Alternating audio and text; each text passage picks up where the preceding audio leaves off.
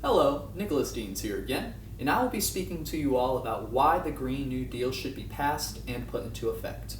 You may have heard of the Green New Deal before, but likely haven't heard specifics or even its intentions, and you certainly wouldn't be alone in that. I hope to give you all a greater understanding of the motivations, goals, and reasons to why you should support the passing of the Green New Deal and its policies. The Green New Deal was proposed by New York State Representative Alexandria Ocasio-Cortez in early 2019, addressing the United States' impact on climate change, as most of you know already, but it also addresses the well-being of the people and the economy. The Green New Deal gets its name from the New Deal, which was proposed by President Roosevelt to save the economy from the Great Depression by creating large amounts of public work jobs to lower unemployment. In the current proposed bill, the main overarching goal, according to Friedman, is to get the U.S. off of their dependency of fossil fuels and lower greenhouse gas emissions throughout the entire economy, while creating jobs, hence the name Green New Deal. The bill outlines the many negative effects we are currently facing and will face in the future as a result of the negligence of the U.S. government, while showing a unique relationship between solving the climate crises and stimulating the working class, which in turn stimulates the economy as a whole. According to Peterson, climate change is already causing sea levels to rise and an increase in extreme weather events that threaten human life, healthy communities, and critical infrastructure. According to the National Oceanic and Atmospheric Administration, just the temperature change in the oceans will and have already caused areas of hypoxia in the ocean, which are areas of depleted oxygen that can no longer support life. These consequences of climate change will only get worse, with projections of annual wildfire destruction to at least double by 2050 if drastic actions aren't taken. In order to avoid worsening these disasters in the years to come, change must come in the form of new policy.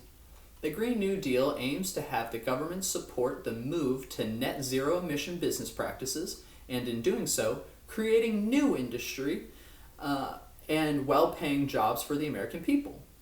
This plan is an investment into the future of the American people and the entire planet as a whole. The plan attacks many issues currently being faced in the country at the same time, stressing the positive impacts this will have on the American people in the form of employment created by these projects, with guaranteed benefits and livable wages. The job creation aims to benefit disenfranchised demographics of people primarily, like people of color, women, the poor, and the disabled, but every single person on the planet will benefit from these changes, at least indirectly, if not directly. The U.S. is the second largest producer of CO2 emissions on the planet, while having the third largest population, massively behind the population billionaires of India and China. According to Bowden, China is responsible for double the amount of emissions as the U.S., but they have 1.1 billion more citizens than the United States does, which is 4 times the United States population. Why is it that the country most often blamed and associated with pollution statistically pollutes to a lesser degree per capita than the U.S.? As a dominant force on the planet, the U.S. must set the example and create the change we wish to see in the world. Skeptics attempt to diminish the likelihood of this bill succeeding, stating it will cost too much and hurt the existing industries. But that simply isn't true.